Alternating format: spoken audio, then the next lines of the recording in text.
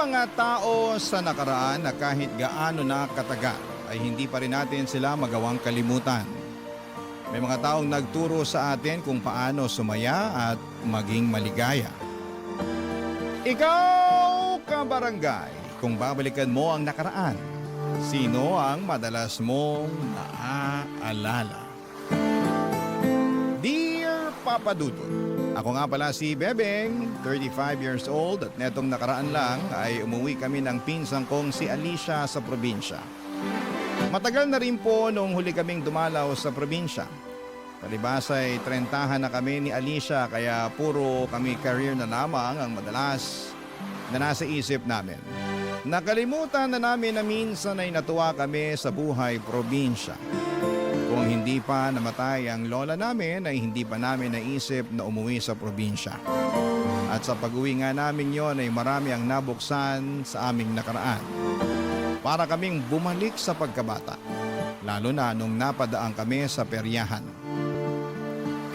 Noong mga bata pa lamang kami ay tuwing kapistahan, lagi kaming tambay sa peryahan. Lahat ng laro at rides ay sinusubukan po namin.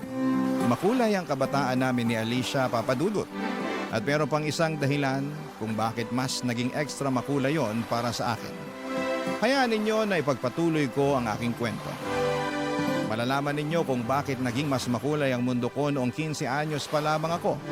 Lahat yon ay naaalala ko noong nagkaharap na kami ni Alicia sa peryahan.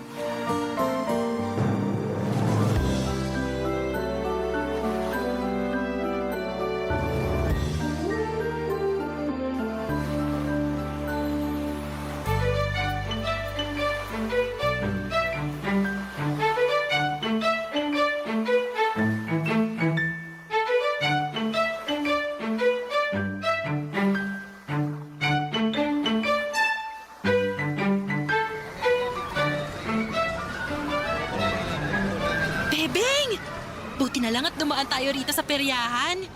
Ay, nakahinga rin kahit papano sa burol ni Lola. Oo nga. Kapagod yung mga hingi ng biskwit at kape. Utos sila ng utos na ipagtimpla sila ng kape at abutan ng biskwit. Ano bang akala nila sa burol ni Lola? Coffee shop? Hayaan mo na.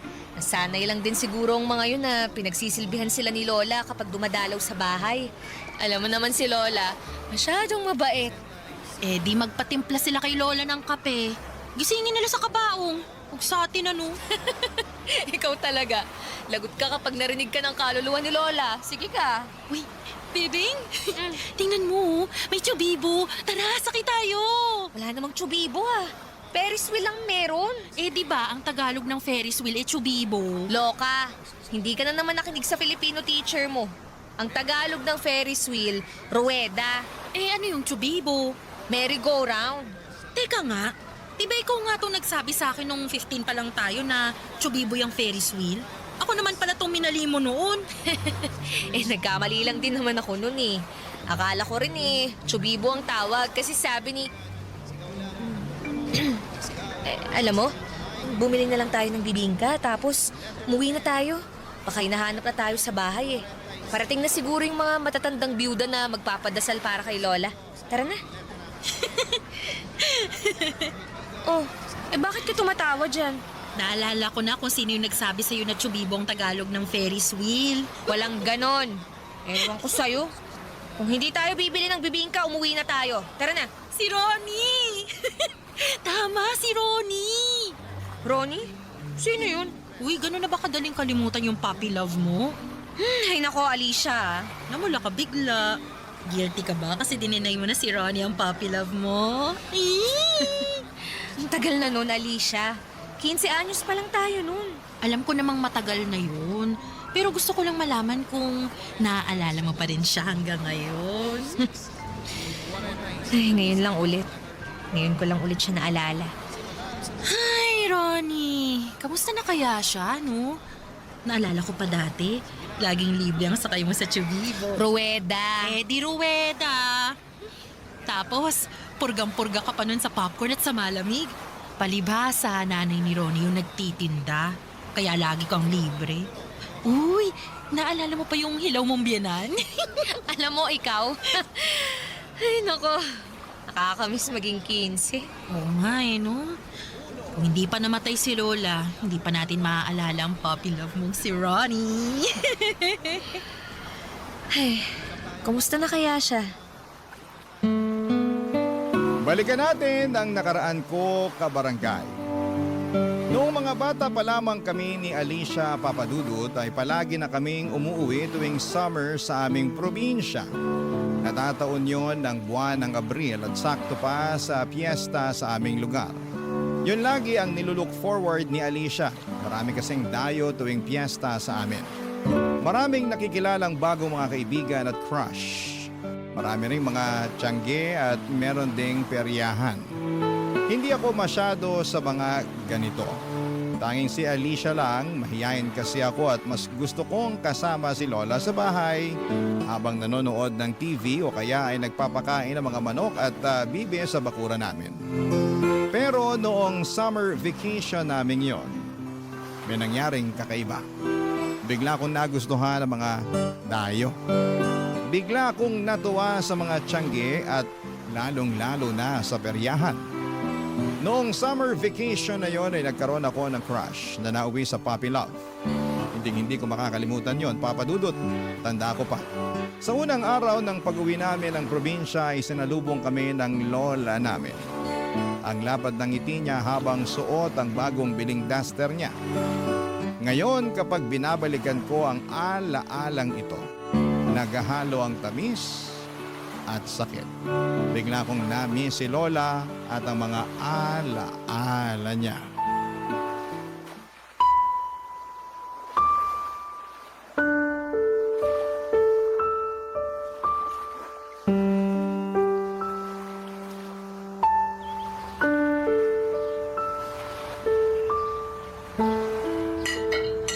Kumain pa kayo ng marami, ha? Niluto ko lahat yan para sa inyong magpinsan. Ang sarap po ng mga niluto niyo, Lola. Mukhang tataba na naman ako nito. Uy, huwag ka masyadong magpakabusog, bebe nga. Oh, bakit naman hindi siya magpapakabusog, Alicia? Kasi Lola, marami pa kaming titikmang pagkain sa peryahan mamaya. Mamayang gabi pa naman magbubukas ang perya. Pero aagahan po namin pumunta ron ni Bebing. Kasi nakatambay na po ron mamaya yung mga kaibigan namin eh. Hindi ako sasama sa'yo, Alicia. Dito lang ako sa bahay. Sasamahan ko si Lola. Uy, di ba napag-usapan na natin kanina na pupunta tayo sa peryahan? Nagbago na kasi isip ko eh. Tutulungan ko na lang si Lola na magluto ng bilo-bilo mamaya. Bebeng, apo, sumama ka na lang mamaya kay Alicia sa peryahan. Oh, narinig mo yun, Bebeng? Inuutusan ka na ni Lola na sumama sa akin sa peryahan, oh. Kaya huwag ka na masyado kumain ng marami ngayon. Para makarami tayo ng barbecue tsaka cotton candy mamaya. Pero Lola, ayoko pong pumunta sa peryahan. Dito na lang po ako. Tutulungan ko na lang kayo sa bilo-bilo. Tutulong na rin akong magkulong ng mga manok tsaka bibe pag umabi na. Kaya kong magluto ng bilo-bilo ng mag-isa. At kaya ko ring habulin ng mga manok at bibe para ikulong mamaya. Kaya sumama ka na lang kay Alicia sa peryahan. Sayang naman ang bakasyon mo kung puro gawaing bahay lang ang atupagin mo. Ayoko po kasi sa peryahan eh. Ang daming tao. Nagsisiksikan pa. Ang ingay din, lalo na yung mga tugtog sa bingguhan. Pero masaya. Kung kaya lang ng tuhod ko, baka sumama pa ako sa inyo. Naku, huwag ka nang sumama, Lola. Baka pagalitan mo na naman yung mga kaibigan kong babae. Sisitahin mo na naman yung mga suot nilang shorts. Paano hindi ko sisitahin? Halos makita na ang singit sa iksi ng shorts nila. Hoy, Alicia, ikaw ha? Wag na wag kang magsusuot ng ganun kay iksing shorts. Pero Lola, yung kasi ang uso ngayon eh. Ay, wala akong pakialam kung uso yon. Hindi ako natutuwa sa ganung kasuotan. Gayahin mo tong si Bebeng. Maayos manamit. Paano maayos manamit parang manang. Kulang na nga lang, hiramin niya yung duster niyo, Loli. Sobra ka naman, Alicia. Kaya samahan mo na si Alicia mamaya sa peryahan, Bebeng. Ikaw na lang itong maaasahan kong magbabantay dyan sa pinsan mo. Baka bumili pa yan sa tiyanggi ng may iksing shorts. Isumbong mo sa akin. Opo, Lola. Wow, isusumbong mo talaga ako, pinsan. Parang wala tayong pinagsamahan na. Ano ba talagang gusto mo? Di ba sabi mo, sumama ako sa'yo sa peryahan? Ito na oh, sasama na ako sa'yo mamaya. Pero babantayan kita kasi yun ang utos ng maganda nating lola. Alam mo, sip-sip ka. Hindi ka iba-bless ni Lord sa ganyang ugali, ah. Uy, magsuot ka ng duster mamaya. Pahiramin ba kita? Wala. Mas maganda ata kung tutulungan ka na lang ni Bebeng na gumawa ng bilo-bilo. Sama mo na rin siya sa prayer meeting niyo. Sasama siya sa'yo sa peryahan. Hayaan mong mag-enjoy din si Bebeng. Hindi ako mag-i-enjoy sa peryahan, Lola. Pupunta lang ako para bantayan si Alicia. Tapos, uuwi na rin kami. Huwag ka magsalita ng patapos. Mamaya, ikaw pa to mas mag-enjoy kaysa sa akin. Baka may makilala ka sa peryahan. Ay, tama! Maraming puging dayo mamaya, Lola. Naku, magkakaroon na ng crush si Bebeng sa wakas! Alicia! Alicia, tumigil ka na. Namumula na ang mukha ni Bebeng, oh. Sige ka, baka talunin pa niya ang sundalo sa higpit ng pagbabantay sa'yo. Halos hindi nawala ang pagkapula ng mukha ko dahil sa panunukso ni Alicia sa akin. Ayaw na ayaw ko kasing tinutokso ako sa mga crush na yan. Sabi ko nga sa inyo ay mahihain ako at hindi masyadong nakikisalamuha sa mga tao. Si Alicia nga lang ang madalas kong nakakasama. Siya lang din ang tinuturing kong kaibigan. Lagi akong sinasabihan ni Lola noon na lumabas-labas ako ng bahay para makipaglaro at sumamang gumala sa mga bata sa aming probinsya pero ayaw ko talaga. Para akong matanda na gusto na lamang laging nasa bahay. Naglilinis o nanonood lang ng TV. Sabi nga ni Alicia, para na raw akong manang. Mas gusto ko pang araw magpakain ng mga manok kesa mag-enjoy sa plaza. Kaya naman para mapagbigyan siya at mapatunayan na hindi ako manang, sumama ako ng sapilitan sa kanya sa peryahan.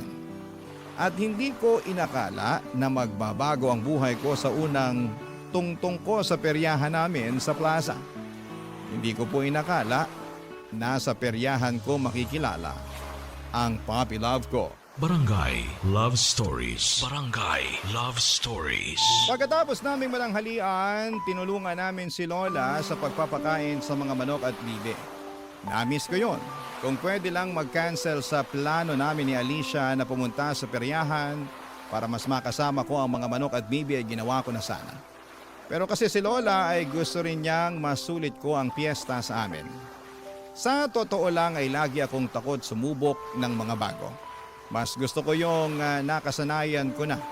Hindi ako sanay sa perya kaya lagi akong atrasado pagdating doon. Habang hinihintay nga naming gumabi ay panayang dasal ko na sana ay umulan.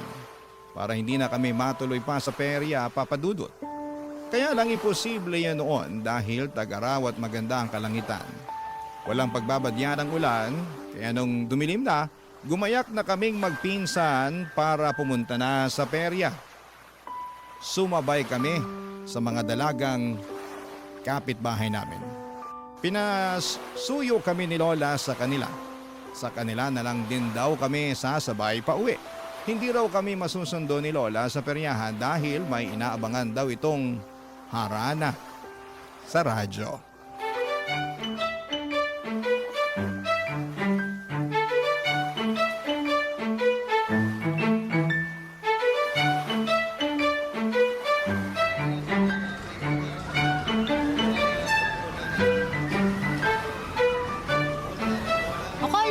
Babantayan at susundan mo ko.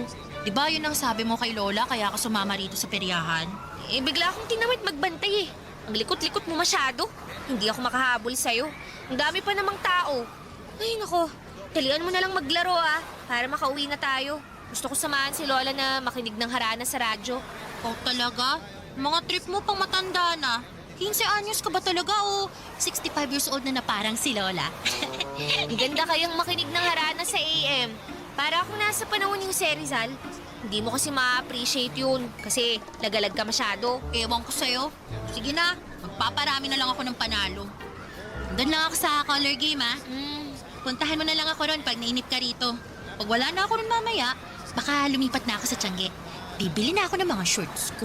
Uy, huwag masyadong maiksi ang shorts na bibilhin mo Dala ko ang medida ni Lola. Susukatin ko yung shorts na gusto mong bilhin. Opo, Lola Bebeng. Alis na ako ha. Check mong tuhod mo, baka sumakit sa kauupo mo rito sa bingguhan. Bye! Ano mang masama kung manang at isip, Lola ko? Ang ganda kayong makinig ng lumang mga kanta sa radyo. Tapos, sasabayan pa ng bibingkang may itlog na pula sa ibabaw. Tsaka tsaa. Masarap naman nun. Miss, may kausap ka o nagdadasal? Ano ba? Huwag kang makinig sa usapan namin ng sarili ko. Ay, ako nga pala si Ronnie. Ikaw? Ayokong magpakilala. Kung hindi ka magpapakilala, susubong kita sa announcer ng bingguan dito. Bawal kaya umupo rito kung hindi naman maglalaro. Kala mo naman, kaya mo akong isumbong. Bakit? Close ka ba sa announcer? Medyo. Tatay ko siya eh. Okay. Huwag mo na ako isumbong. Baka mamaya, i-announce pa niya na tumatambay lang ako rito eh. Kakahiya kaya yun. Mukhang mahihain ka pa naman. Mag-isa ka lang ba? Kasama ko yung pinsan ko. Oh, bakit hindi ka sumama sa kanya? Asan ba siya? Andun daw sa color game. Pinsan ko naman yung nagpapalaro dun. Lahat ba nang nandito sa peryahan kamag-anak mo? Medyo. Ito na kasi yung kabuhayan ng pamilya namin eh. Kasama kang nagtatrabaho rito? Oo, peryantes din ako. Minsan nakatoka ako sa color game. Pero madalas doon ako sa Chubibo. Chubibo? Oo, yun yung Tagalog ng Ferris wheel. Parang hindi naman Chubibo sa Tagalog ang Ferris wheel eh. Pinagloloko mo yata ako eh. Look, Chubibo talaga Tagalog ng Ferris wheel. Turo pa sa amin ng mga lolo't lolo namin yun. Sila ang mga unang peryantes sa pamilya namin. Gusto mo ba masubukan sumakay? Libre ko na. Ay, ayoko. Nakakatakot. Paano kung mahulog ako mula sa tuktok? Sasaluhin kita. Kala mo naman kakayanin mo akong saluhin eh. Ang papayat ng braso mo. Sige, ganito na lang. Hindi nga kita masasalo kung mahuhulog ka, pero sisiguraduhin ko naman na ligtas ka pag nasa tuktok ka na. At paano mo naman yan mapapatunayan? Di sasamahan kita sumakay sa Chubibo.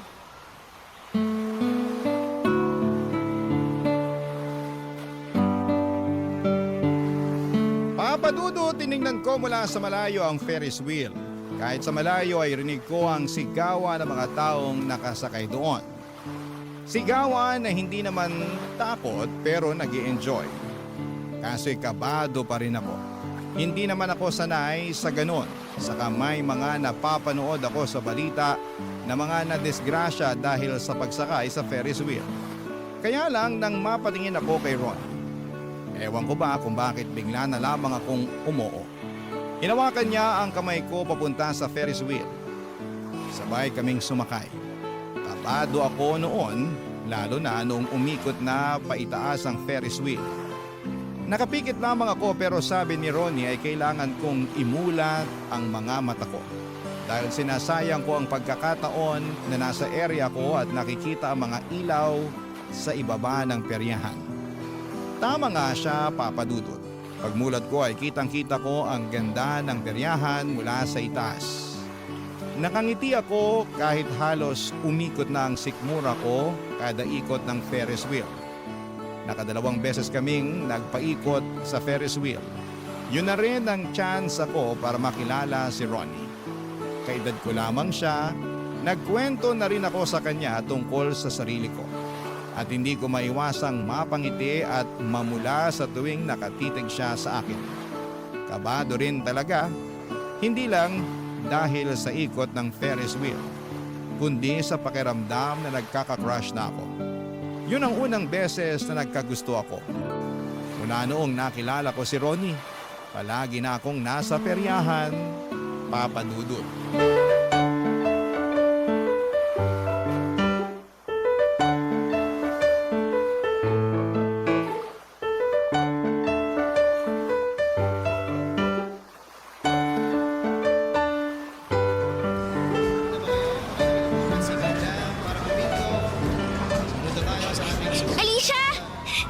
Alicia! Tingnan mo oh!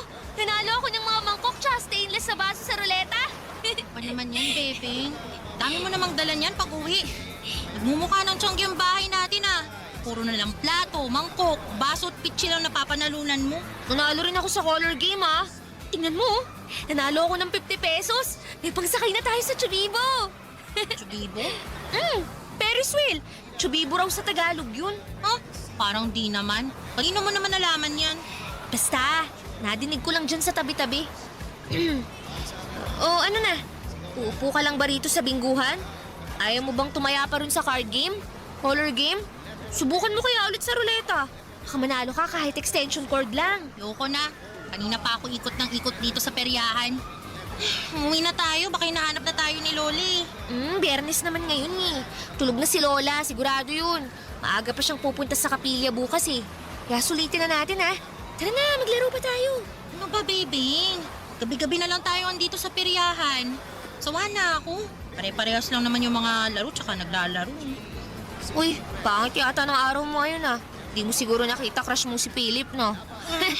Ilang gabi na. Ay, nagkabulutong tubig daw siya sabi nung tropa niya. Kakainis naman oh.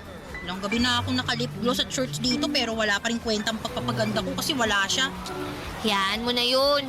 Kapag natuyo na yung bulutong niya, makikita mo na ulit siya. O, tara na. Gusto mong sumakay sa Chubibo? Libre ko. Alam mo, nagtataka na ako sa'yo ah. Daddy naman takot na takot kang sumakay dyan sa Ferris wheel na yan. Ayaw mo nga kahit hawakan lang yung bakal eh. Sabi mo kasi puro kalawang, baka matetano ka.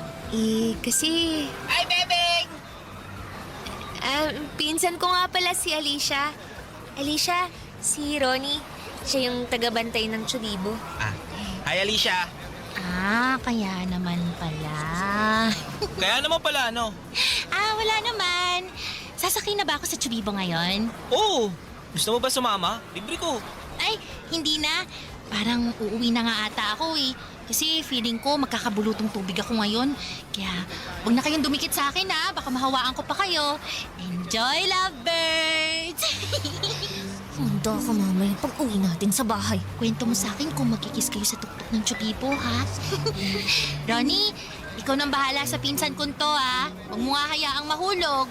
O kaya, kung sakaling mahulog, saluhin mo na lang ha. Alis na ako! Alicia! Sure ka ba Alicia? Ayaw mo talaga sumama? Wag na. Baka makaistorbo pa ako sa inyo eh. Pakihatid mo na lang si Bebeng mamaya pagkatapos nyo ah. Ay, Ronnie, Ano yon? sana masalo mo si Bebeng kapag nahulog siya sa'yo. Ang ibig kong sabihin sa Chubibo. Hindi pa man din siya nahuhulog. Nakasalo na ako. Namula ang buong mukha ko sa pasimpleng panunukso ni Alicia sa amin ni Ronnie. Yun ang unang beses na nakilala nito si Ronnie. Pagkaalis ni Alicia ay tumakbo na kami sa Ferris wheel.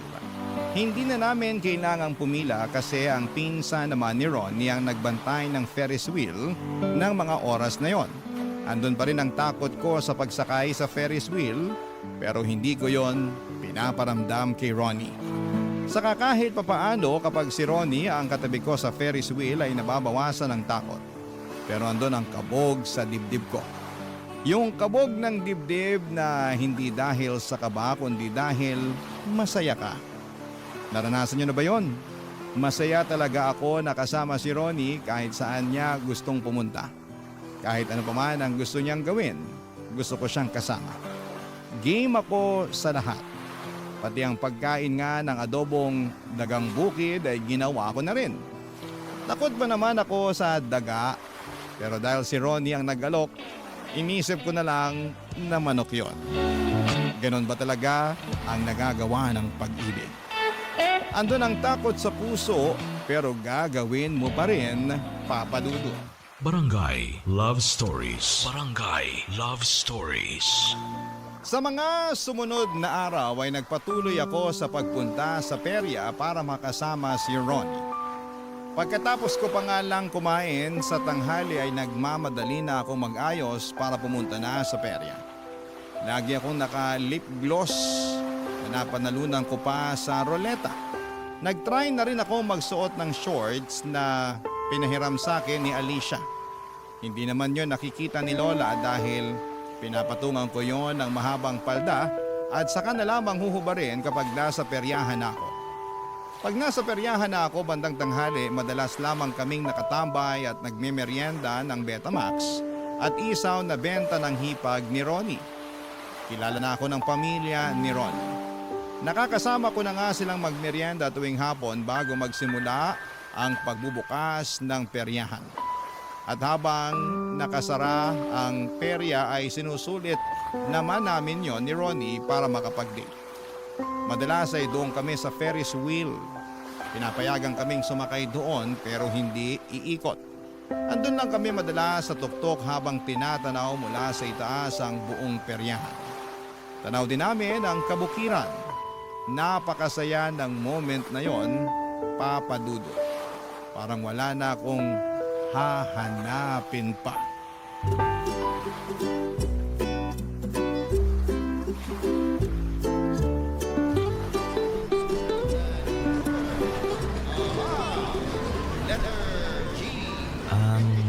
Bebeng, Ano yun? alam mo naman na hanggang katapusan lang ng Mayo ang peryahan, di ba? Oo naman. Bakit? Alam mo rin siguro na kailangan naming umalis tapos lilipat naman kami sa ibang lugar na may piyesta. Bakit mo to sinasabi sa akin? Naalala mo pa ba nung isang araw? Nung tinanong tayo ng pinsan mong si Alicia kung mag-ano raw ba tayo? Kung nililigawan na ba kita? Kung sinasagot mo na ba ako? Hayaan mo na si Alicia. Mahilig lang talagang mang-intriga yun. Hindi mo man lang ba gustong alamin kung bakit hindi ako nakasagot nun? Kung bakit hindi kita maligawan ngayon? Hindi ko alam ang isasagot sa tanong mo. Di ako na lang ang magsasabi sa'yo para wala nang gulatan. Mahirap ang buhay peryantes, Bebeng. Alipat-lipat kami. Kung saan may piyesta, doon kami nakatira. Tapos, aalis na naman kapag may nagimbita sa amin. Walang permanente sa buhay namin bilang mga peryantes. Bakit mo ba sinasabi yan? Para hindi ka na masaktan kung sakali man na balang araw. Hindi na kami makabalik dito sa lugar nyo. Kapag ibang peryahan naman ang maimbitahan dito sa susunod na taon, hindi na kami yun. Pwede naman tayong mag-textan na lang eh. Sabi mo naman, makakabili ka na ng cellphone sa katapusan, di ba? Yun na nga. Hindi na matutuloy yung pagbili ko ng cellphone kasi hiniram ni tatay yung ipon ko eh. Malaki kasi yung nalugi dun sa bingguhan tsaka sa color game nung Sabado. Kaya yung ipon ko muna yung ginamit para pandagdag sa puhunan. Ganun ba? Sigurado namang makakabili ka pa rin ng cellphone kahit mumurahin lang, di ba? Ayaw lang kitang paasahin, Bebeng. Kasi wala talagang kasiguruhan to eh. Baka magkalabuan lang din tayo kapag hindi na tayo nakakapag-usap o kaya nakakapagkita. Bakit kasi ganyan agad ang iniisip mo? Bakit ayaw mong subukan munang sumugal? Para saan pat nagtatrabaho ka sa peryahan eh. Puro sugal dito. Natatakot lang ako. Natatakot? Baka nakakalimutan mo, Ronnie. Sa ating dalawa, ako lagi yung takot. Pero anong ginawa ko? Hinarap ko yung takot ko. Kumain ako ng adobong palaka. Sumakay ako ng Ferris wheel. Hindi ako nagsisi na ginawa ko yun. Kasi kung nagpadala ako sa takot, hindi ko makikita kung gaano kaganda ang paligid ngayong andito ako sa itaas kasama mo. Hindi kasi ganun kasimple, Bebeng. Simple lang naman talaga to. Nagiging komplikado lang. Kasi lagi kang takot.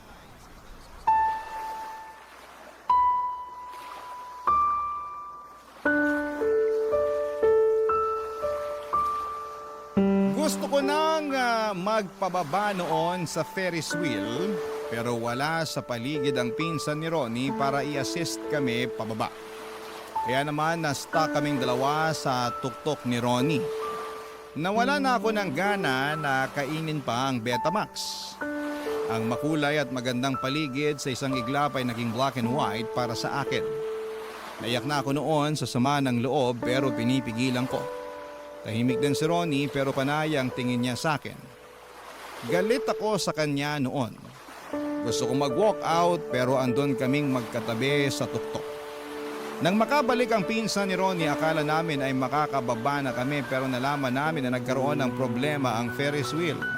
Nasta kami lalo sa tuktok. Hinawakan ni Ronnie ang kamay ko para i-assure ako na magiging okay din ang lahat. Akala niya natatakot ako sa pagka-stuck namin sa Ferris wheel. Ang hindi niya alam ay mas takot ako sa pwedeng mangyari sa aming dalawa oras na umalis na ang peryahan sa katapusan. Makalipas nga ang halos 1 oras ay nakababa na rin kami. Nagmadali na akong umalis pagkatapos. Mula noon ay hindi na ako bumalik sa peryahan. Nagkulong na lamang ako sa bahay at ginawa ko ang mga nakasanayan ko. Magpakain ng mga manok at bibe, tulungan si Lola sa mga gawaing bahay, makinig ng harana sa AM kasama si Lola at matulog ng maaga. Pero nahalata ni Alicia na merong maling nangyayari. Kaya to the rescue naman ang pinsan kong ito, Papa Dudut.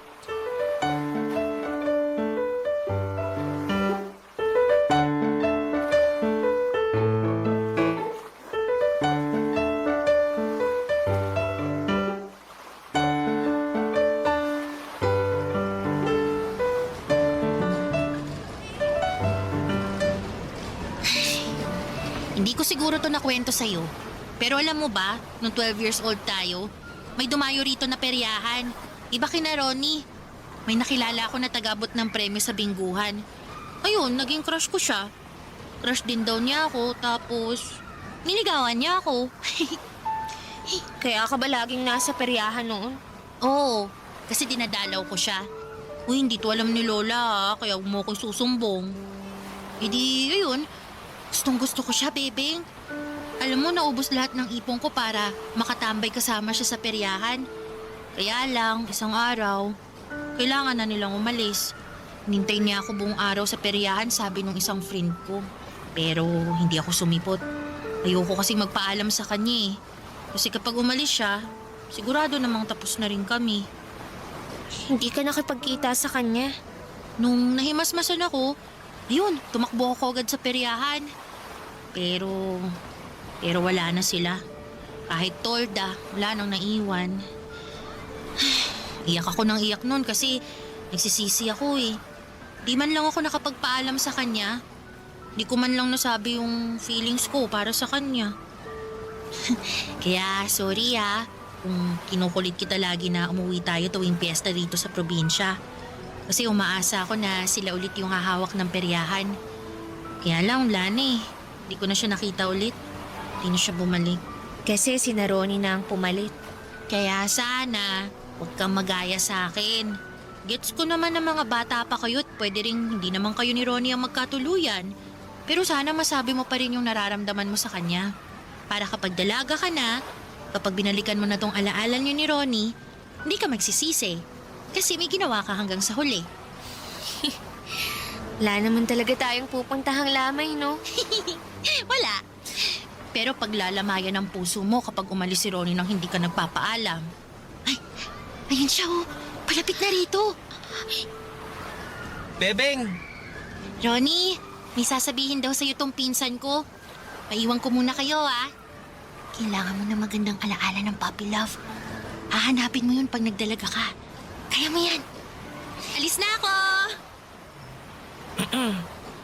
Akala ko hindi ka nababalik dito sa peryahan. Pinilit lang ako ni Alicia. Kung hindi ka niya pinilit, hindi ka talaga pupunta? Hindi ko alam. Bebeng, namiss kita. Namiss din kita, Ronnie. Alam mo, Bebeng, nakapag-isip-isip na ako. Liligawan kita. Binalik na sa akin ni tatay yung hiniram niyang pera eh. Makakabili na ako ng cellphone para magtawagan tayo palagi. Paano kung sa susunod na taon, hindi na kayo yung peryahan na makuha? Paano tayo makakapagkita? Ipagdadasal ko na kami palagi yung kukunin ng lugar niyo. O kaya pipilitin ko si tatay na makipagkaibigan dyan sa mga taga-barangay hall para kami lagi yung kunin. Kahit dagdagan pa namin yung bayad sa kanila kada gabi.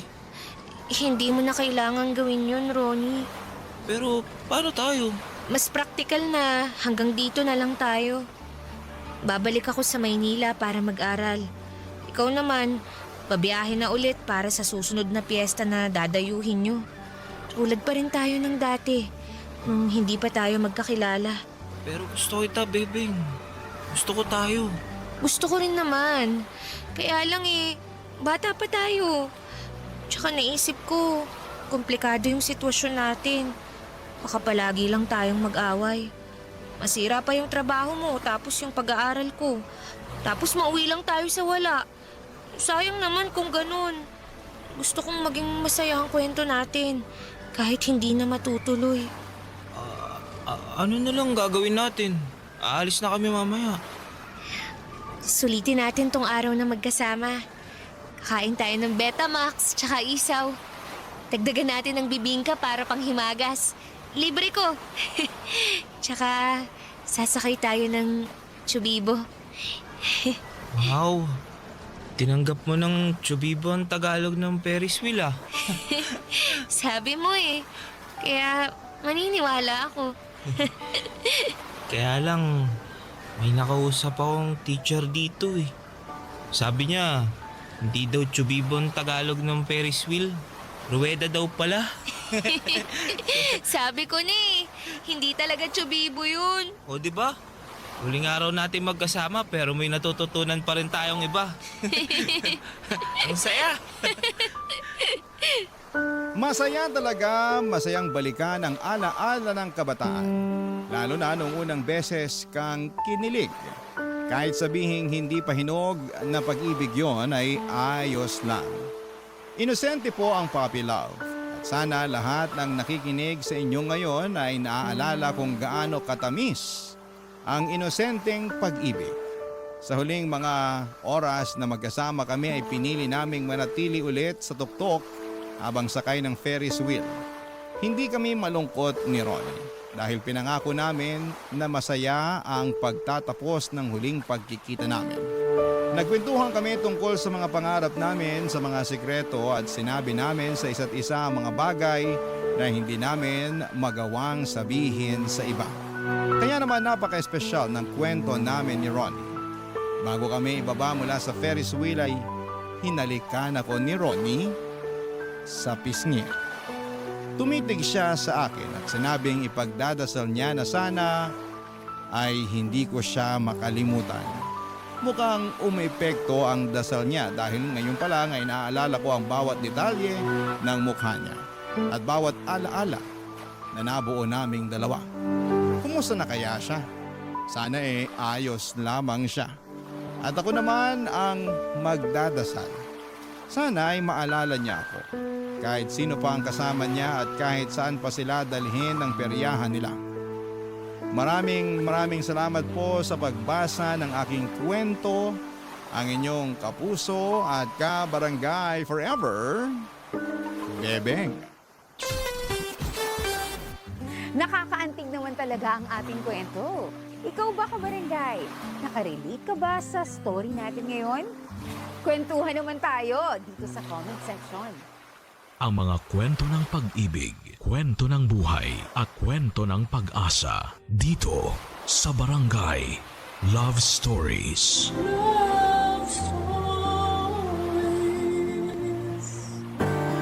Importante ang pagkakaunawaan at respeto sa isang pamilya para maging mabuti ang ugnayan ng bawat isa. Kaya nga dapat ang mga matatanda ang maging ehemplo ng kabutihan upang tularan sila ng mga kabataan. Ikaw, kabarangay, isa ka bang mabuting halimbawa? Dear Papa Dudut, ang pagtanda ay isang pribilehiyo para sa akin. Dahil patunay lamang yon na kapag nadadagdagan ang edad ng isang tao ay nagiging wais siya dahil nahasa ang kanyang pag-iisip mula sa mga karanasan at aral sa buhay na natutunan niya. Pero hindi lahat ng mga tao na nagdiriwang ng kanilang kaarawan ay tumatandang mas matalino at maalam sa mundo. May iba sa kanila ay tumatandang pauro, katulad na lamang ng nanay ko. Bago ko ikwento ang buhay ko ay gusto ko muna magpasalamat sakaling mapili po ninyong basahin sa programa ninyong Barangay Love Stories ang sulat ko. Tawagin niyo na lamang po ako sa pangalang Amelet. 29 years old at taga-Taguig at nagtatrabaho bilang call center agent. Napasulat ako sa inyong istasyon upang humingi ng payo at kaunting lakas ng loob para gawin ang bagay na malalaman ninyo sa dulo ng aking sulat. Pero bago yon ay magsisimula ang kwento ko noong taong 2024.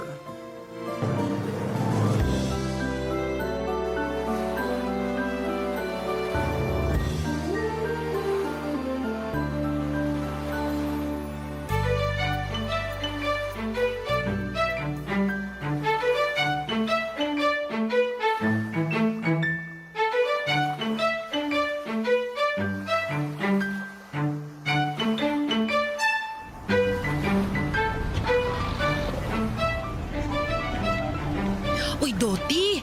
Pakuha naman ho ng ulam nyo. Yung manok na afritada, tapos pilian nyo naman ako ng malamala. Anong malaman ang pinagsasasabi mo dyan, Imelda? Malaman! Nung nakaraan, bumili si Mia rito, tapos puro mabuto binigay mo sa kanya. Halos wala kami nakain.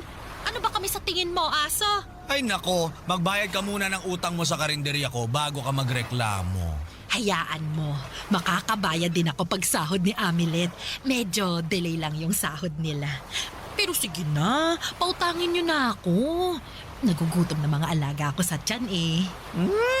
Pasalamat ka, mabait si Amelet. Kung hindi, matagal na kitang pinagbawalang mangutang dito. Maawa ka naman. Andun sa simbahan ng awang sinasabi mo. O Doti, ako na magbabayad sa ulam na kukunin ni Hilda. Aba, napakagalante mo naman yata, no? Alam ko kung bakit. Siguro, crush mo ko, no? Ay, aminin mo na. Kilala ko yung tinginan mo eh. Napakalagkit. Halata pala ako masyado pero di ko kasi mapigilan eh. Ang sexy mo, Hilda. Tapos, matambok pa yung ano mo. Aba, oo naman. Asset ko to eh. Pinagpala sa babaeng lahat mula dibdib hanggang puwitan. Ay, gusto mo ba? Umupo ako sa hita mo bilang kabayaran dahil nilibre mo naman yung ulam namin ngayong pananghalian. Sige ba? Basta walang magagalit. Ay, wala yan. Alam nyo naman na single mother ang atake ko, di ba? Single mother na maraming lalaki. Ewan ko sa iyo, Doti. Buti pa, yung order ko na ulam ang asikasuhin mo. Hindi yung pakikialam mo pa sa buhay ko. O siya, upo na muna ako sa hita mo nung ha, habang hinihintay ko yung order ko. Sige. Upo ka na. Puto ka naman. Nay, Amelet! tumayo nga kayo dyan. Bakit sa dinami-rami ng pwedeng upuan eh? Dyan pa kayo umupo. Ano kasi, wala lang. Ang gusto ko lang, mas malambot kasi sa hita ni Nonong kaysa sa upuan ni Doti. Hayaan mo na ang nanay mo, Amelet. Anong hayaan? Nakakahiya yung pinaggagawa niya. Tsaka bakit ka pumapayag na umupo sa hita mo ang nanay ko? Hindi ka ba natatakot sa kinakasama mo? Teka, paano mo nalaman na may kinakasama ako? Pinagsasasabi mo eh, alam naman ng karamihan sa atin dito na may kinakasama ka. Di ba, Doti? Tumpak! Ewan ko ba dyan, bigla na lang nagka-amnesia. Hindi ko alam na may kinakasama na si Nonong, ha? Kaya absuelto na ako dyan. Anong absuelto pinagsasasabi nyo? Buti pa umuwi na tayo para makapag-usap tayo sa bahay. Ay, nak naman eh! Oh, wag niyo akong linihan ng ganyan ha. Hindi yan uubra sa akin. Iba na talagang panahon ngayon. Nanay ng pasaway. Oh, eto na yung order niyong ulam.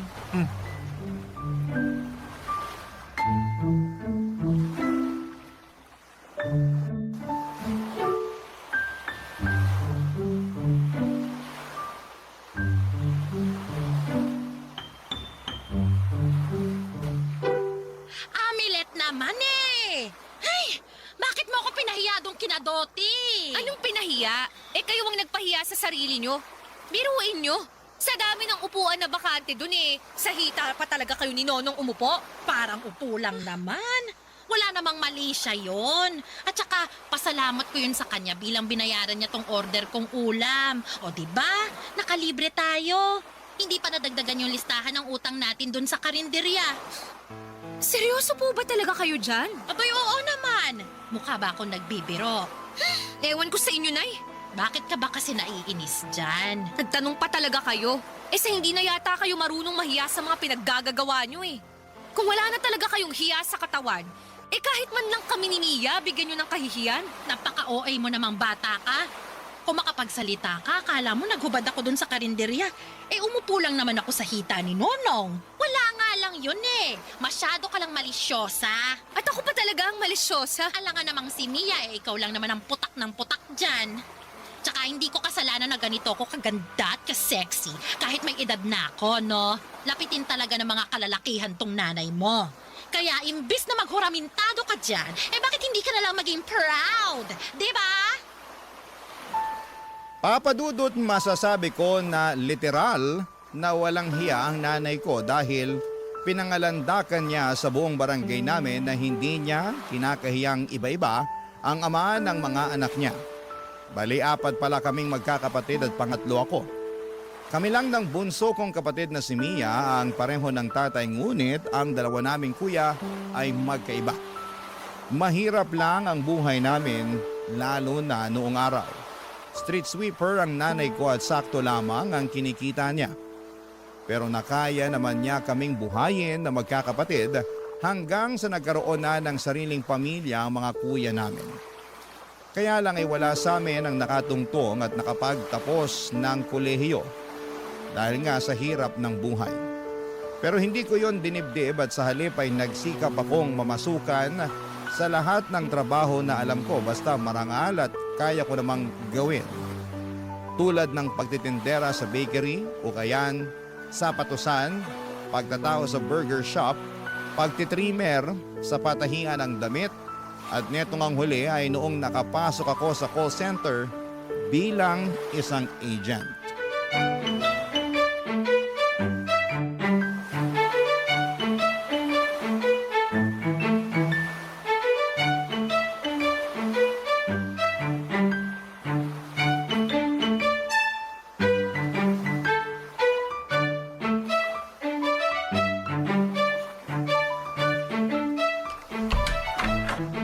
Nandito na po ako. Welcome, ate! Aba, dumating lang ang ate mo, bigla ka yatang naging masaya. Bakit po?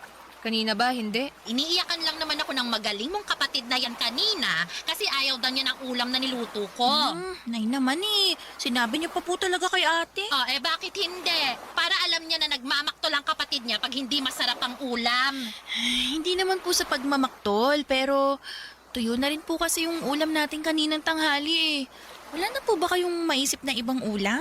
Nagsusugat na po yung labi ko sa alat ng isda na yan, kakakain ng paulit-ulit eh. Narinig mo, Amilet? Ganyang kaarte ang kapatid mo. Nakuha pa maghanap ng wala sa wala na nga akong perang pambili ng masarap na ulam. Hoy, Mia, kung umasta ka akala mo mayaman tayo hindi naman tayo mayaman. Hindi naman po kumaastang mayaman eh. Saka bakit kapag para sa mga lalaki nyo may pera kayo? Anong sinabi mo? Oo, tama na yung away nyo. Medyo nakakarindi na kasi yung ingay nyo eh. Sorry ate. Huwag ka na lang sumagot-sagot kay nanay. Nay, buti pa bumili ka ng masarap na ulam kasi sweldo ko naman eh. Ito po yung pera. Kunin nyo na po. Ay, buti na lang may sweldo ka na. Teka, Ano po yun? ito na yon? Po? Sabi ko, ito na yon. Sagad na to? Wala ka nang idadagdag? Wala na po eh. Budget ko na lang sa pamasahe yung pera ko rito. Bakit kasi ganito lang kakaunti yung binigay mo? Kulang to! Pasensya na po kasi malaki yung kaltas ko ngayong cut-off eh. Tapos nagkasakit pa ako ng 2 araw kaya di ako nakapasok. Kaka-regular ko pa lang naman dito sa pinapasukan ko, di ba? Anong gagawin ko dito? Parang 2 araw lang tatagal tong bigay mo tapos wala na ulit tayong panggastos. Grabe naman po kayo sa 2 araw. Mukha namang aabot yan ng 1 linggo basta magaling lang kayong mag-budget. Hoy, para sabihin ko sa'yo, wala na tayo sa panahon ng kopong-kopong kung saan mura ang mga bilihin. Ang mahal-mahal na kaya ng mga paninda ngayon at wala na ring libre. O inyo naman po, Nay. Tatlo lang naman po tayo kumakain eh. Kahit pa ikaw lang mag-isa ang kumain kung araw-araw masarap na ulam ang hanap mo. Di wala rin. Ubos din ang budget. Di naman po ako naghahanap ng masarap na ulam araw-araw ah. Ayoko lang po ng paulit-ulit. Saka bakit pagdating sa amin tinitipid nyo kami? Huwag sa mga lalaki nyo, kung todo libre kayo dyan. Ha? Ano bang pinagsasasabi mo? Akala nyo hindi ko kayo nakikita dyan sa tindahan na panaybili ng soft drink at tinapay sa mga kalalakihan na naglalaro ng basketball? Tuwan-tuwa pa po kayo, palibhasa wala kayong kaalam-alam na inuutulang nila kayo. Tapos pag ako nanghihingi ng pangmeryenda, sasabihin nyo wala kayong pera. Totoo ba yun, Nay? Totoo yun, ate. Pera ko naman ang pinanlilibre ko sa kanila. Ano pera nyo? Pera ni ate ginagastos nyo. Minsan na nga lang kayo magtrabaho, lalo kapag inaabutan kayo ni ate ng sweldo. Tapos sasabihin nyo pera nyo. Ay naman! Parang hindi naman po yata tama yung unahin nyo ang ibang tao kaysa sa amin ng mga anak nyo. Inuuna ko naman kayo Tsaka wag ka nga masyado magpapaniwala dyan sa kapatid mo. Gumagawa lang yan ng kwento para siraan ako. Alam nyo, nakakasama na kayo ng loob Naturingang nanay nyo ako pero pinagsasalitaan nyo ako ng ganyan. Buti pa yung ibang tao na iintindihan ang nararamdaman ko pero kayo, hindi! Hinuhusgahan nyo na ako sa kakarampot na pera na inaabot nyo. Akala nyo madaling maging nanay? Kayo kaya pumalit sa posisyon ko para magkaalaman tayo. Papa Dudut, mahal ko naman ang nanay ko pero may mga pagkakataon na hindi ko mapigilang mainis sa mga pinaggagawa niya sa kanyang buhay. At isa na nga doon yung pagiging feeling dalaga niya. At nakakalimutan niyang magpakananay sa amin ng kapatid ko. Bukod doon ay hindi na rin nahiya ang nanay ko na pinagchichismisan siya ng mga kapitbahay namin dahil sa pagiging uhaw niya sa mga lalaki. Simula nung bata ko ay iniintindi ko na ang nanay ko, ngunit habang pareho kaming nagkakaedad ay napagtanto ko na wala talaga siyang pinagkatandaan sa buhay. Kumbaga imbes na pasulong ay naging paurong ang pagtanda niya. At yun ang dahilan kung bakit madalas sumasakit ang ulo ko. Barangay Love Stories. Barangay Love Stories. Papa Dudut, bilang ako na lamang ang matinong naghahanap buhay sa pamilya namin ay nag-isip ako ng paraan para ma-budget ng maayos ang pera na kinikita ko. At hindi ko na ngayon ibinigay kay nanay, kumbaga ako na lamang mismo ang bumibili ng pangangailangan namin sa bahay tulad ng pagkain. Ako na rin ang nagbabayad sa landlord namin ng upa para makasigurado ako na hindi kami nahuhuli sa pagbabayad. Dahil nga sa ginawa kong yon ay nagalit sa akin si nanay. Ang dami niyang sinasabi na mga masasakit na salita tulad ng wala raw akong utang na loob at kwentang anak. Na tinitiis ko raw siya at tinatanggalan ng karapatan bilang nanay sa pamamahay namin. At kung ano-ano pa. Nasaktan ako, Papa Dudut, pero nag-move on agad ako dahil marami akong trabaho.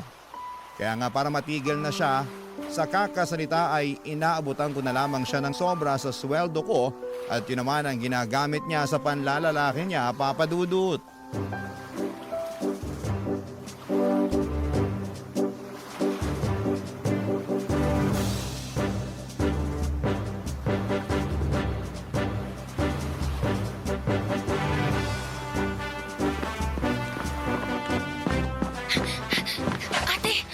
Ate, buti naman pauwi ka na.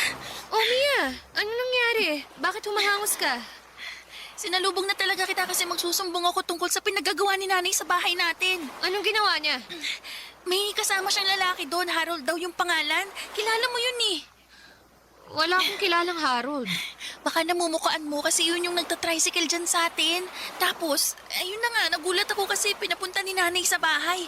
Kanina pa raw sila doon tanghali, sabi ng mga kapitbahay eh. Nagkakantahan, nag-iinuman. Kaya nga hindi ako makapasok kasi naiilang ako sa kanila eh. Talaga naman si nanay, oh. Nakuha pang magdala ng lalaki sa bahay. Halika, puntahan natin.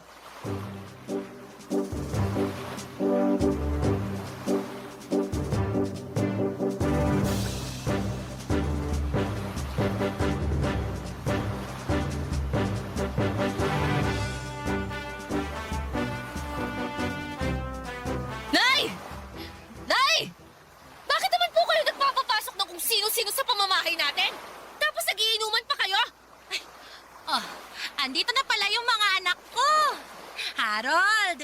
Tingnan mo siya, oh. Siya si Amilet. Ang panganay ko na wala pang boyfriend. Hi, Amilet. Nice to meet you.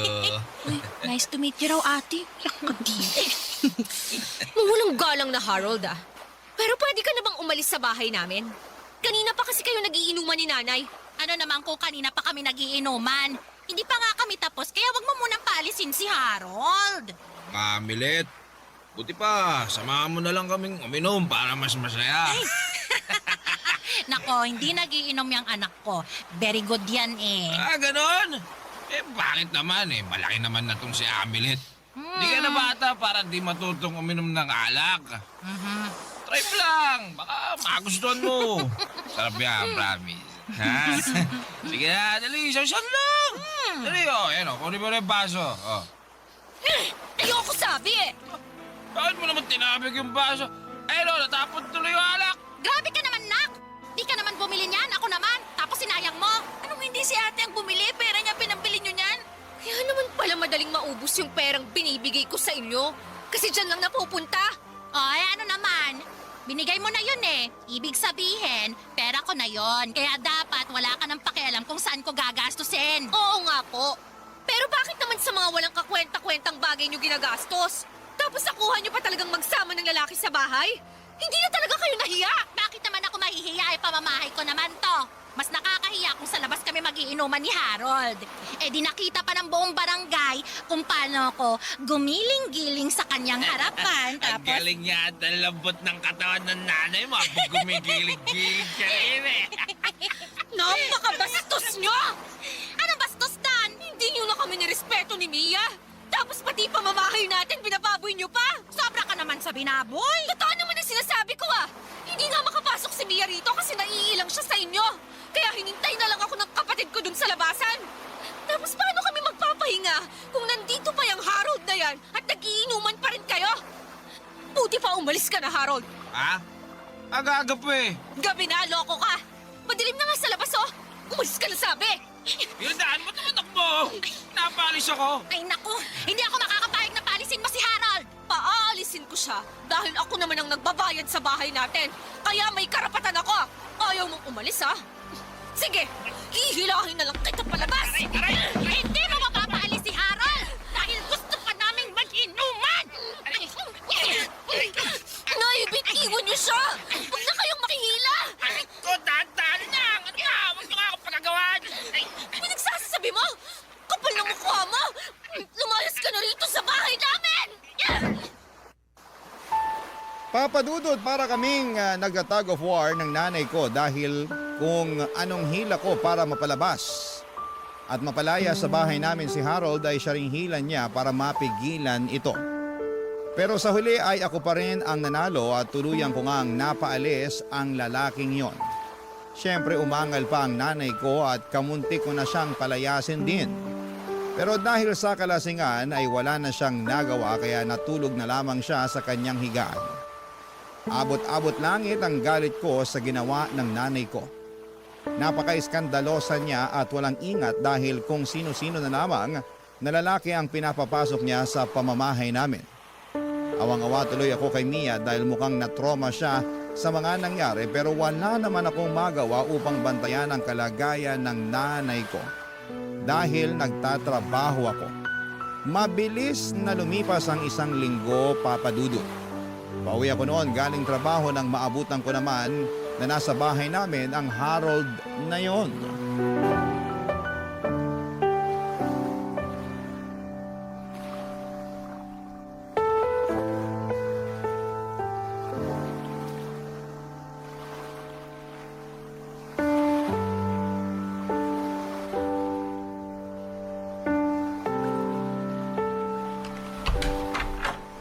Dito na po ako. O, Nak, andyan ka na pala. Tara. Kain ka na habang mainit-init pa tong sabaw na sinigang na hipon, no? Harold? The one and only. Anong ginagawa mo rito sa bahay namin? At bakit ka nakikikain dyan? Si Harold kaya ang nagluto niyan. Kasi sinabi ko sa kanya na paborito mo yung sinigang na hipon. Kaya nga, umupo ka na para makakain ka na rin.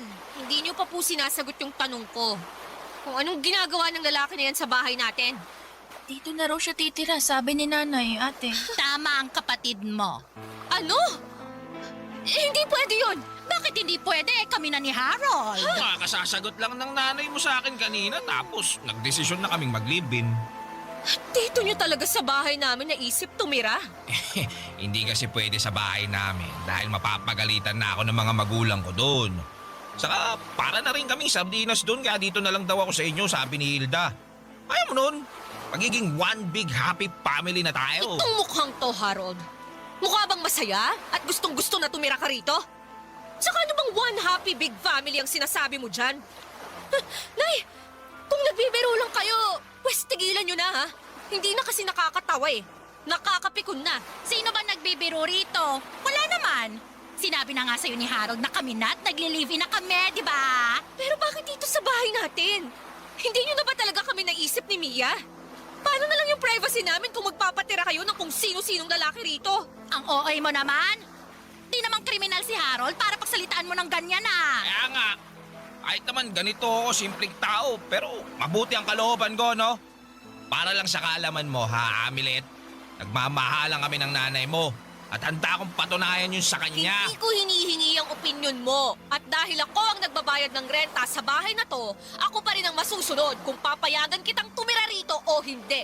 At ayoko na nandito ka. Sobra ka naman, Amelet. Hindi kita tinuruan maging swapang at maramot ah. At ako pa talaga ang swapang at maramot? Ay, sino pa nga ba? Ang ayos-ayos ng usapan natin dito kanina. Pinakakain ka namin kasi alam naming pagod ka sa pagtatrabaho. Tapos magagalit ka na lang dyan basta-basta at paalisin mo si Harold. Hindi niyo talaga maintindihan yung punto ko, no? Ikaw ang hindi nakakaintindi. Kasi tingin mo kay Harold ay kriminal. Eh, ang bait-bait nga nitong boyfriend ko. Oh. Wala naman siyang gagawin sa inyo ni Mia. Tama nanay mo. Kaya wag mo naman akong husgahan kaagad. Basta, hindi pa rin ako komportable na nandirito ka sa bahay namin. Hindi ko na problema yon. Tsaka, di porket ikaw ang nagbabayad ng renta sa bahay natin eh, ikaw na masusunod. Ako pa rin ang nanay sa ating dalawa ha, kaya wala kang karapatan na suwayin ako. Tingnan mo, wala kang reklamo yung kapatid mo, tapos ikaw marami kang sinasabi dyan. Hindi naman po kasi ako mananalo sa inyo, Nay. Buti alam mo! Ewan ko sa inyo, Nay. Ang tanda-tanda nyo na, pero kung umasta pa rin kayo para pa rin dalaga, baka nakakalimutan nyo na 5 na kaming mga anak nyo. Tapos plano nyo pa yata kaming dagdagan. Eh, yun eh kung maanakan pa ako ni Harold. Sabihin mo lang kung gusto mo na. Diba? Tumahimik nga kayo. Pareho kayong bastos at di na nahiya. Oh, hindi naman kami nakahubad ah. Paano kami naging bastos? Baka masyado lang conservative yung anak mo, baby love ko. Siguro wala pa siyang boyfriend eh. Ay, sinabi mo pa. Astang Maria Clara, palasagot lang naman sa nanay. Ewan ko ba naman sa mga kabataan ngayon. Buti pa, kumain na lang tayo. Pabayaan na natin yung ayaw kumain dyan. Di naman tayong magugutom, siya naman. Papadudot, wala na akong nagawa ng gabi na yon, kundi ang kumain pero hindi sa mesa nakasabay ang Harold na yon. Napagod na lang din ako makipagtalo sa nanay ko, lalo at galing ako sa trabaho. Hindi lang ako makapaniwala na ganon kabilis na lamang magbabago ang lahat sa buhay namin dahil sa padalos-dalos na desisyon ng nanay ko. Kung ilalarawan ko po si Harold ay masasabi ko na may itsura siya at matipuno ang kanyang pangangatawan. Tambay kasi siya sa bakal gym sa lugar namin. Kesyo tropa raw niya ang nagpapatakbo doon kaya libre siyang nakakapaglabas-masok. Hindi na ako magtataka kung paano siya nagustuhan ng nanay ko dahil mahilig yon sa mga maskulado. Mas matanda si nanay kay Harold pero mas matanda naman siya sa akin ng 3 taon. Grabe. Para akong masisiraan ng ulo dahil hindi ko kayang pakisamahan ng boyfriend niya. Lumalabas kasi na kami pa ng kapatid ko ang dapat na mag-adjust at magkaroon ng malawak na pangunawa para sa kanilang dalawa. Para sa nanay ko, wala naman silang ginagawang masama ni Harold dahil nagmamahalan lamang sila, papadudot. Barangay Love Stories. Barangay Love Stories. Papadudot, para kumita ng pera ay namamasada ng tricycle si Harold na pagmamay-ari ng tsuhin niya.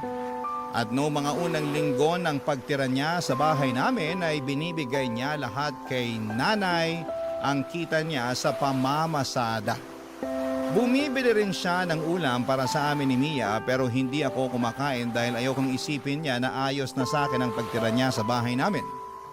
Hindi niyo ako masisisi dahil masama talaga ang kutob ko sa Harold na yon. Mukha rin kasi siyang hindi mapagkakatiwalaan. Yun bang sa una lang gagawa ng matino pero mas masahol pa sa sakit ng ulo na dulot ng nanay ko ang pwede niyang gawin pag tumagal-tagal. Tawagin niyo na ako mapanghusga, judgmental pero malakas talaga ang kutob ko. At madalas tama ang mga hinala ko, Papa Dudut. Patunay yon noong mahuli ko si Harold na kumekerengkeng sa ibang babae sa mismong tricycle niya noong napadaan ako sa terminal nila isang araw.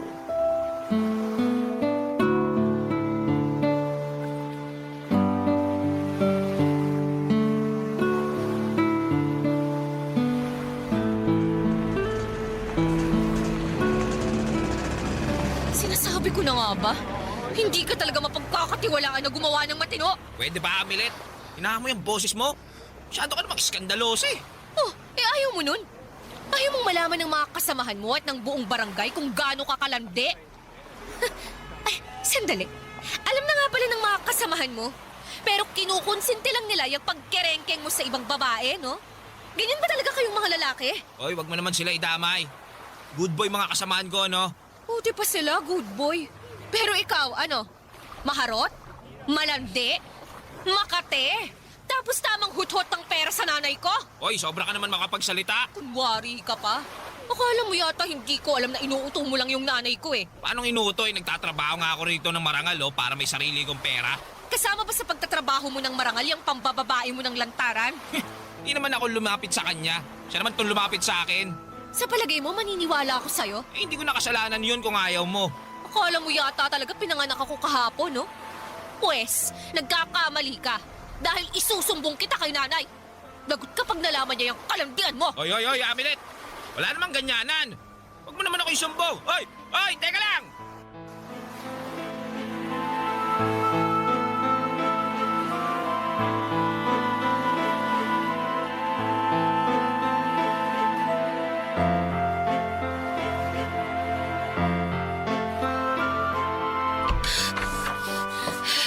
Nay, pwede ba tayong mag-usap? Ha? Tungkol saan? Tungkol sa damukol niyong boyfriend. Anak, may pangalan yung tao. Kung hindi mo siya kayang tawagin sa pangalan niya, wag mo naman tawagin sa kung ano-ano. Masakit kasi sa pandinig. Mas masasaktan pa kayo pag nalaman niyo yung nakita ko kani-kanina lang tungkol sa kanya. Ano yon? Nahuli ko lang naman siya na may nilalanding babae. Doon pa talaga sa mismong tricycle na pinapasada niya. Nahuli ko sila kanina pagdaan ko doon sa terminal. Ay, totoo ba yan? Totoo po! Baka nagsisinungaling ka, ha?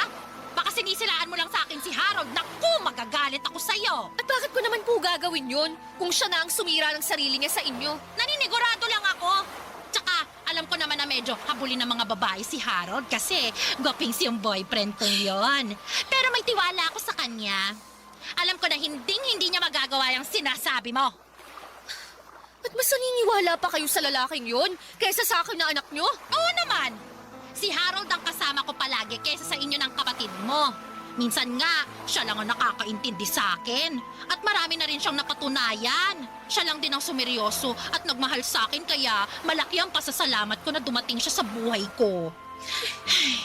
Alam ko na ayaw mo kay Harold para sa akin kasi nga tingin mo sa nanay mo matanda na at feeling dalaga pa. Pero sana maintindihan mo na nangangailangan din ako ng lalaki na magmamahal sa akin ng totoo. Hindi pa ba kami sapat ng mga kapatid ko? Sapat na, pero iba pa rin kasi kapag meron akong makakasama sa buhay na hindi ako iiwan hanggang pagtanda. Yun bang katuwang ganon? Ay, darating ang araw, magkakaroon kayo ng pamilya. Kagaya ng mga kuya nyo. Tapos, bubukod kayo at maiiwan na ako mag-isa. Pag nangyari yun, paano na ako?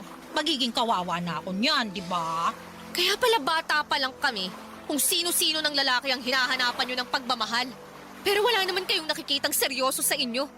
Akala ko natuto na kayo kaya titigilan nyo na at magfo-focus na lang kayo sa pagpapakananay sa amin. Baka nakakalimutan nyo, Nay. Bata pa si Mia. Kailangan niya pa ng gabay nyo bilang magulang. Pero katulad ng dati, inuuna nyo na naman ang sarili nyo. Alam nyo, Nay, bahala na kayo sa buhay nyo. Basta pinagsabihan ko na kayo tungkol sa Harold na yan. Wala rin siyang pinagkaiba sa mga tatay namin. Pare-pareho lang silang manloloko. Papadudot, sobrang dismayado ako sa nanay ko nang kampihan niya ang damuhong Harold na yon kesa sa akin na sarili niyang anak. Ano na lang pala ako sa pamamahay namin? Isang kontrabida? Kaya nga hindi na rin ako nakapagpigil na mapagsalitaan siya ng hindi maganda. Sa uli, hindi pa rin pinaalis ng nanay ko si Harold sa bahay kaya hinayaan ko na lamang siya na lokohin nito. Total, yun naman ang gusto niya kasi bulag na bulag siya sa pagmamahal dito. Hindi nagtagal ay unti-unti nang dumalang ang pamamasada ni Harold kesyo binawi na raw ng tiyuhin niya ang tricycle dahil may paggagamitan daw ito. At imbes na maghanap ng ibang mapagkakakitaan ay naging certified tambay at palamunin si Harold sa pamamahay namin. Si nanay na ang bumubuhay sa kanya kaya kung todo trabaho siya samantalang naiiwan lang sa bahay si Harold para humilata at mag-cellphone at manood ng TV. Sobrang tamad din niya up to the point na si Mia pa ang inuutusan niyang magsaing at maghugas ng pinggan kahit na kadarating pa lamang ng kapatid ko at pagod pa galing sa eskwelahan. Grabe sa kakapalan ng mukha itong si Harold. Masasabi ko na ibang level. Pero isang gabi ay may sinabi sa akin si Mia tungkol kay Harold, bagay na pinag-alala ko ng husto, Papadudot.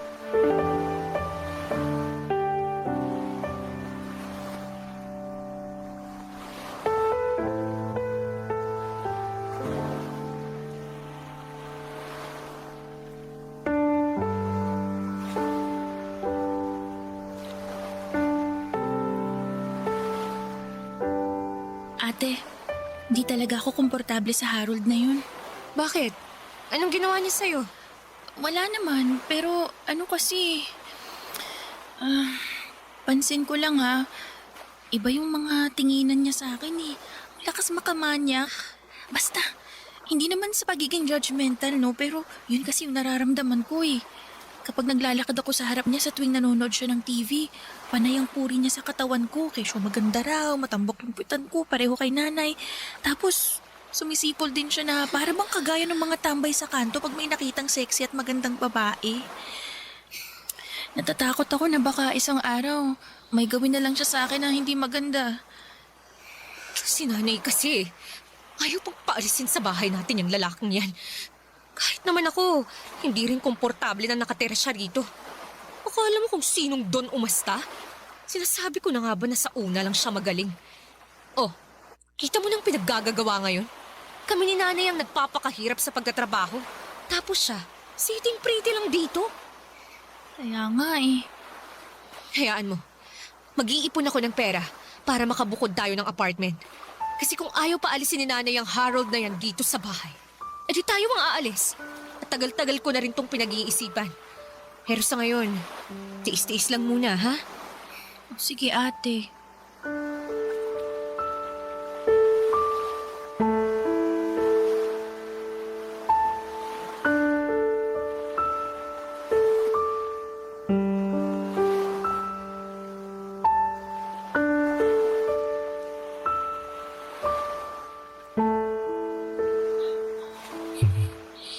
Grabe. Ang sexy mo talaga, Mia. Sige lang. Tulog ka lang, ha? Hayaan mo lang ako dito na pagmasdan yung katawan mo. Di ko kasi mapigilan eh. Ang ganda-ganda mo. Harold! Ay, sorry. Nagising ba kita? Anong ginagawa mo dito sa kwarto ko? Paano ka nakapasok dito? Naiwan mo yata na hindi nakakandado yung pinto mo eh. Kaya pumasok na ako. Mia, pwede bang paisa? Saklolo! Tulungan niyo ako! Kamaingay! Ayok naman ng lintik! Ano ginagawa mo sa kapatid ko, Harold? Lumayo ka sa kanyang manyak ka! Iwan mo siya! Wala akong ginagawa sa kanya! Sisinungaling ka ba? Eh kitang-kita ko na nakapatong ka sa kanya! Mia, ayos ka lang ba? Ano nga sa'yo ng lalaking yan, ha? Bigla na lang siyang pumasok sa kwarto natin. Tapos may plano siyang gawin sa akin na masama. Ay, hindi ah. Oh, ganon, ha? Makakatikim ka na talaga sa akin, Harold! Ah! Ano bang nangyayari rito, ha? Bakit kayo nagsisigawan? Yung lalaki kasi na yan eh! Na anong gawa ng masama si Mia? Pumasok na nga rito sa kwarto ng kapatid ko! Hoy, hindi totoo yan ah. Pagawa lang ng kwento yung mga anak mo, Hilda. Ginawa mo pa talaga kaming sinungaling! Eh, bakit ka nga ba kasi nandito sa kwarto ni Mia, Harold? Wala, may kinuha lang ako. Masyado lang kayong malisyosa. Hindi totoo yan. Anong kinuha mo? Nagising ako, nakapatong ka na sa akin. O, kita mo na? Napakamanyak mo! Hoy, mag-ingat ka sa sinasabi mong yan, ha? Dahil mabigat-bigat ako sa son yan, Amilet! Seryoso ba talaga kayo dyan, Nay? Sa bagay, mas kinakampihan niyo pa ang lalaking yan kaysa sa anak niyo na kamuntik na niyang gawa ng masama! Wala namang nangyari kay Mia! Ano walang nangyari? Naabutan ko na nga sila kanina na ginagawa niya ng masama ang kapatid ko! Hayop ka, Harold! Napakabastos mo! Pinatira ka nga namin sa bahay, pero gagawan mo pa kami ng masama! Buti pa, umalis ka na rito ngayon din! Lumayas ka na! O teka, ba't mo naman ako paalisin? Dahil gusto ko! Umalis ka na bago pa ako tumawag ng barangay! Hindi! Hindi aalis si Harold dito! Aalis siya? O ipapakalagkad ko siya sa mga tanod! Sige! Paalisan niyo na po siya, Nay. Ayoko na po siya kasama rito sa bahay natin. Kung ayaw mong umalis, sige! Ayos lang! Ipapadampot na lang kita at ipapakulong! Eh, teka. Huwag mong gagawin yan. Eh bakit hindi? Eh ginawan mo nga ng masama ang kapatid ko! Akala mo yata mapapalagpas ko yun, no? Pues, dyan ka nagkakamali!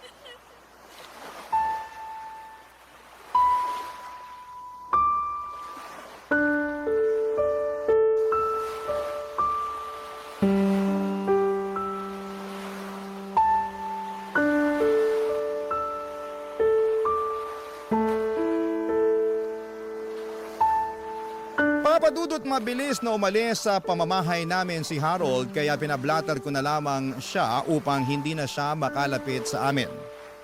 At tinakot ko rin ang nanay ko na kapag nakipagkita pa siya sa lalaking yon o pinapasok niya pa sa pamamahay namin ay pati siya ay ipapakulong ko na rin. Tawagin niya na akong maldita pero gagawin ko ang lahat para maprotektahan ang kapatid ko laban sa masasamang tao. Simula noon ay hindi na nagpakita si Harold sa amin kaya natahimik na ang buhay namin. Feeling ko ay natauhan naman si nanay na hindi nga mabuting tao ang lalaking pinatuloy niya sa bahay namin. Kaya humingi siya ng paumanhin sa amin ni Mia at nangako na magpapakatinuna. Pero nagkamali ako dahil makalipas ang 2 buwan ay meron na namang panibagong lalaki na sinasama ang nanay ko sa bahay namin. At bagaman hindi niya yon itinira doon ay dismayado ako sa kanya. Dahil hindi pa rin pala siya nagbabago. Papadudod kung umasta pa rin siya ay akala mo ay teenager na pinagkakaitang makipagrelasyon. Ngayon ay gusto na naming umalis ng kapatid ko. Pero nagmamakaawa siya na huwag namin siyang iwanan.